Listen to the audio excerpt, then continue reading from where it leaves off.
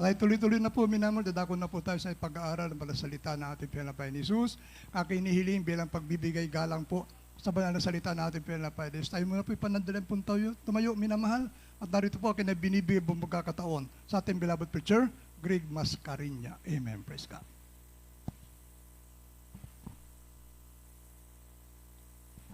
Praise the Lord. Everybody shout, praise the Lord. Puri po ating dakilang Diyos. God bless you po sa ating beloved preacher, Brother Lando. Tayo po'y manalangin manamahal, ating pungin ang gabay na ating dakilang Diyos, na tayo po'y kahabagan, samahan ng ating malapanon sa pag-aaral po natin ng kanya pong mga banal na salita. O dakil at mapagpalaming Diyos, aming pinakamahal na pa Jesus, kami po ay nagpapasalamat malapay noon sa dakilang ginito ang priwing ito pinagkalumos sa amin. Muli mo kaming pinagsama-sama upang ikaw ay aming pasalamatan, sambahin ang iyong marilag at banal na pangalan. O Diyos, kami po'y umingihin po ng iyong mayamang habag na kami po yung patawarin sa lahat po na iyong pagkukulang pagkasala sa mga kami nasumpungan, na kami nagkulang sa paningin, patawarin mo kami, O Diyos. Ihanda mo po ang puso sa pag-alban salita, malapit sa ganang aking wala akong magagawa. Umasa lang po ng karunungan nagmula sa iyo. Ilagay mo sa aking malabi ay yung mga salita, taglay po ang pag-iwat kapangyarihan, pagpalain mo bawat sang narito, at sama-sama na yung pinapalayas, lahat ng gawa ng kaway, demons of doubts, unbelief, hindrances, cast out in Jesus' name. Cast out in Jesus' name. Hallelujah! Praise the Lord. Puri po ating dakilang Diyos, tayo po yung makaupo na mahal, at tayo po yung mag-aral ng banal na salita ng ating dakilang Diyos. At bago lahat, ako muna yung nagpapabot ng pinakamataas na pagpupuit, pagsama pagulhati, ay naukol lamang sa ating pinakamahal na pa Jesus, praise the Lord. At dobling paggalang po naman sa ating beloved parents in the Lord.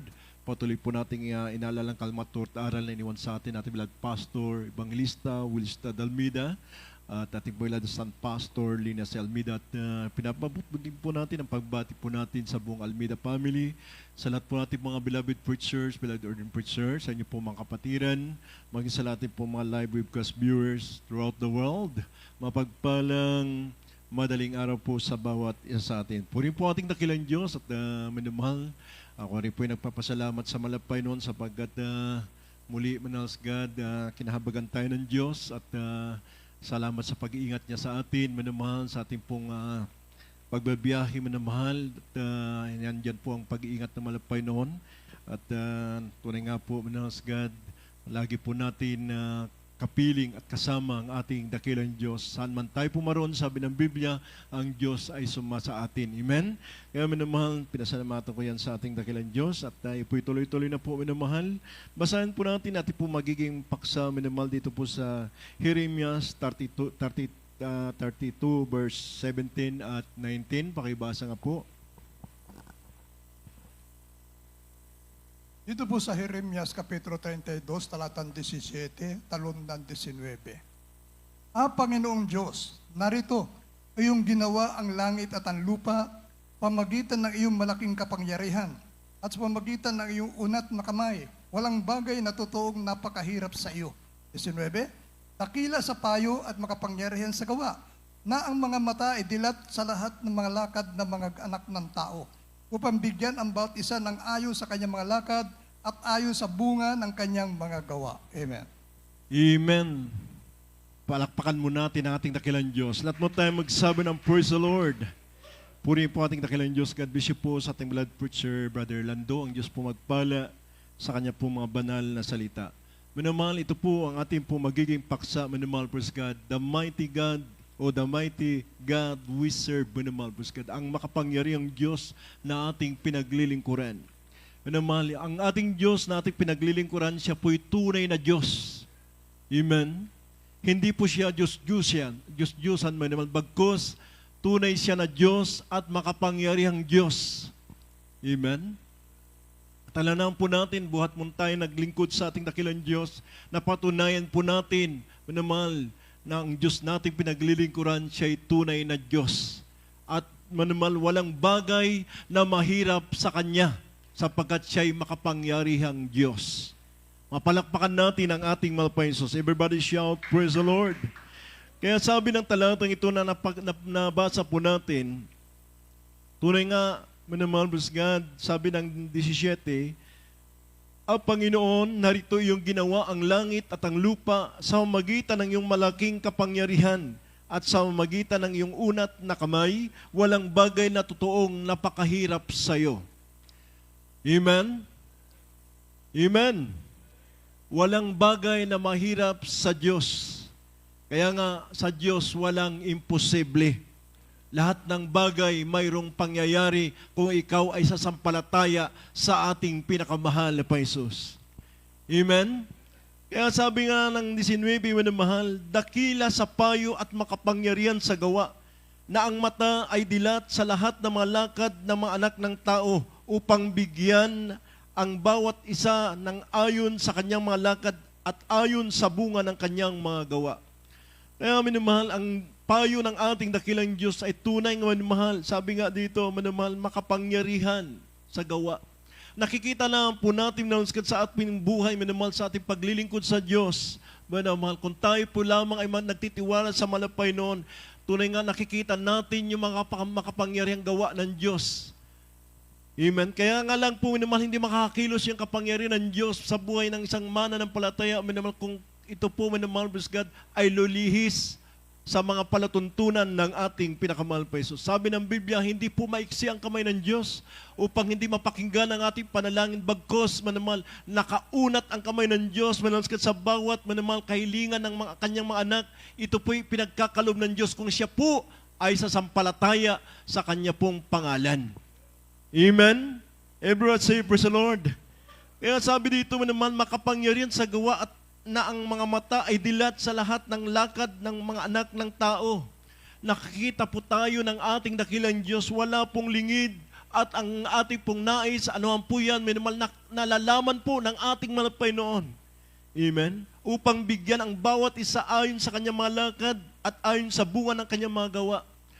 Kaya nga sa ating po paglilingkod sa malapain, hindi po masasayang yung sakripisyo mo, sapagkat bibigyan yan po ng gantimpala ng ating malapay na ang bawat sakripisyo mong paglilingkod sa harapan ng ating dakilang Diyos, sapagkat nakikita lahat ng ating dakilang Diyos ang lahat ng gawa mo. Kaya nga, minimal, ayon sa bunga na yung gawa, minimal God, diyan ka gagantimpalaan ng ating pinakamahal na Jesus. Mapalakpakan natin ang ating mga Jesus. Everybody shout, praise the Lord. Manamahal, minsan, pinapaintulot ng Diyos sa buhay ng isang mananampalataya upang siya'y subukin. Manamahal. Yung mga trials sa buhay po natin, manamahal, pinapaintulot ng Diyos sa buhay po natin yan. Pero tignan mo po, manamahal, yung mga pangako na ito ng ating dakilang Diyos, manamahal God. Ito mga salita ng ating malapay noon, manamahal God, kung paano, manamahal, siya, pag ikaw ay sasampalataya sa malapay noon, bigyan ng bawat isa ang kanyang malakad ayon sa bunga ng kanyang mga gawa. Kaya nga, naman, kung hindi ka mag-aalinlangan, gagawa ka sa kalooban ng Diyos, patuloy lang, huwag kang manghimagod, manamahal. Praise God. Sapagkat pangako ng Diyos na gagantimpala ng Diyos ang bunga ng iyong mga gawa, manamahal. Praise God. Kaya nga, minamahal, diyan ka manalig sa mga salita ng Diyos. Sapagkat sinabi nga ng banal na kasulatan, siya ang gumawa ng langit at lupa sa magitan ng kanyang malaking kapangyarihan at sa magitan ng unat ng kanyang kamay, walang bagay na totoong napakahirap sa kanya. Kahit napakabigat yan ng mga problemang mong daladala, walang imposible sa Diyos. Minsan pinapaintulot lang ng ating malapay no na subukin ka. Sapagkat nais ng Diyos, manalas God, na ikaw ay magpakumbaba sa kanyang banal na harapan. Mapalakpakan natin ang ating dakilang Diyos. Minsan, pinagdadamdaman tayo sa kawalan. Amen. Minsan, ganyan po ang pangyayari. Wala pong halintulad, manalas God, sa panahon ng mga Israelita. Manalas God. Upang sila'y subukin ng ating dakilang Diyos, kung sila po ay susunod, manamahal sa ating dakilang Diyos, na kahit sa matinding pagsubok na dumating sa kanila, susunod pa rin sila sa ating dakilang Diyos sa kanyang mautos. Diyan po titignan ng ating malapay noon, na kahit sa matinding pagsubok na yung dinaranas, titignan ng Diyos kung susunod ka pa rin. Mabasa po natin, manamahal God, sa talatang 8:2 at 3 ng Deuteronomio. Manamahal God, basahin po natin.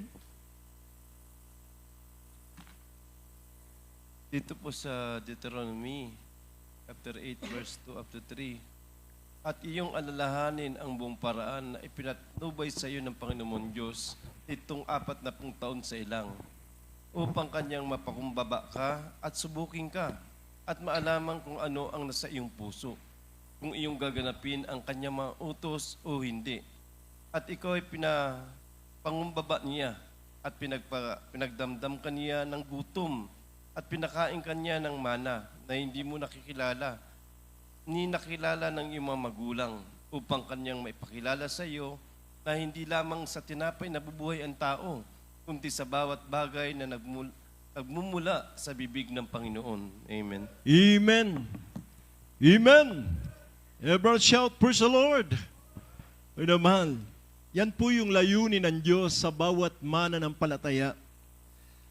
Minamahal, titignan ng ating Panginoon kung ikaw ay tatalima sa kanyang utos, na maging sa kahirapan, amen, maging sa matitinding pagsubok na dumarating sa iyo, titignan ng Diyos kung tatalima ka pa rin, kung pagpapatuloy ka pa rin sa paglilingkod sa ating dakilang Diyos. Kaya nga, minamahal, titignan mo, minamahal, sa talatang ito, sabi nga ng Diyos, iyong alalahanin ang buong paraan na pinatnubay sa iyo ng Panginoong Diyos nitong 40 taon sa ilang, upang kanyang mapangumbaba ka at subukin ka na maalaman kung ano ang nasa iyong puso, kung iyong gaganapin ang kanyang mga utos o hindi. Yan po yung pamamaraan ng Diyos sa buhay po ng bawat mananampalataya. Walang kalintulad po ito sa panahon ng mga Israelita. Habang sila naglalakbay sa ilang minimal busgad, sa 40 taon sa ilang minimal, hindi po sila pinagkulang ng ating dakilang Diyos. Hindi sila pinabayaan ng Panginoon. Minsan, tinisting lang sila ang kanilang pananampalataya sa Panginoon. Kung tumubo na ba ito ang kanilang pananampalataya sa ating dakilang Diyos. Amen? Kaya nga, minamahal, minsan sa tagal na po nating paglilingkod, mayroon pa rin mga titinding pagsubok na dumating sa atin. Bakit? Nais ng Diyos na mapatunayan kung ikaw na ba'y nagtitiwala sa Kanya. Kasi maraming pong matagal na mga Kristiyano, minamahal, pero minamahal, paurong pa rin ang kanilang pananampalataya. Minamahal, hindi pa rin nagtitiwalang lubos sa ating pinakamahal na Jesus. Naroon pa rin yung pag-alinlangan, minamahal, sa panahon minsan nasa kawalan, minamahal, titignan po ng ating dakilang Diyos kung sila po ay dadalo sa gawain, maging sa kawalan. Minamahal, minsan tinitisting ng ating dakilang Diyos. Pero minamahal, makikita mo minsan mga Kristiyano sa panahon ng kawalan, wala rin sila sa gawain. Amen? Kasi ang iniuna nila minimal yung hanapin yung kanilang kawalan. Gusto mapunuan minimal yung kanilang pangangailangan. Pero hindi nila alam na sa ating Diyos ang solusyon. Amen? Everyone say praise the Lord. Kasi minimal kung hindi pa ipahintulot ng Diyos, wala kang magagawa. Pero kung ikaw ay magtiwala sa Panginoon, pag uwi mo, lutas ang iyong problema. Kasi nakikita ng Diyos, manunusgad ang ating pong mga nais. Walang bagay na mahirap sa ating dakilang Diyos.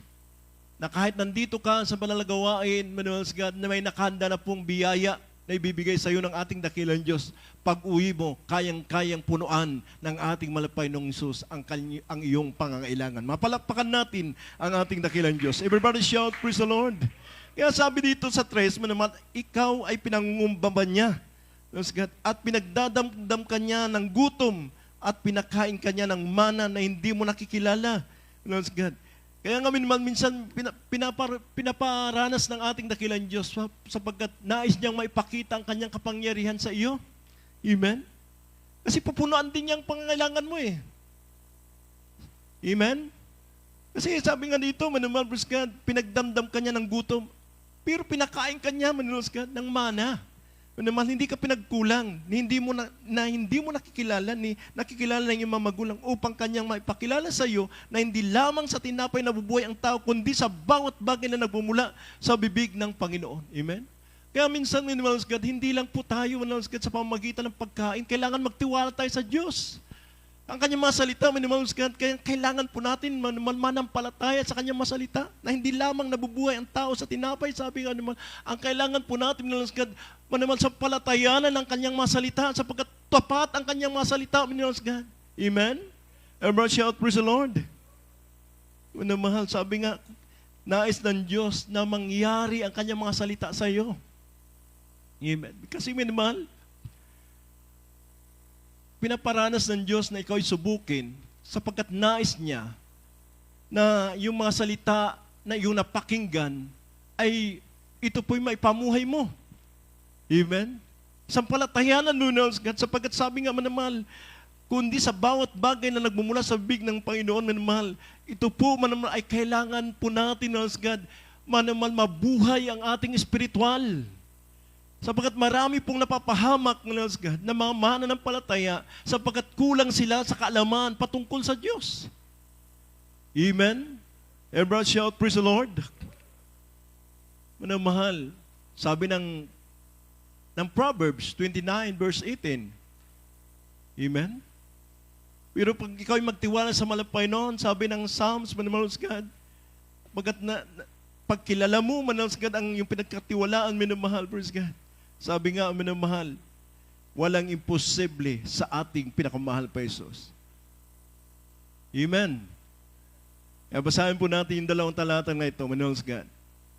Proverbs 29 verse 18 at Psalms 9 verse 10. Dito po sa Kawikaan, Kapitulo 9, talatang 10, at silang nangakaalam ng iyong pangalan ay maglalagak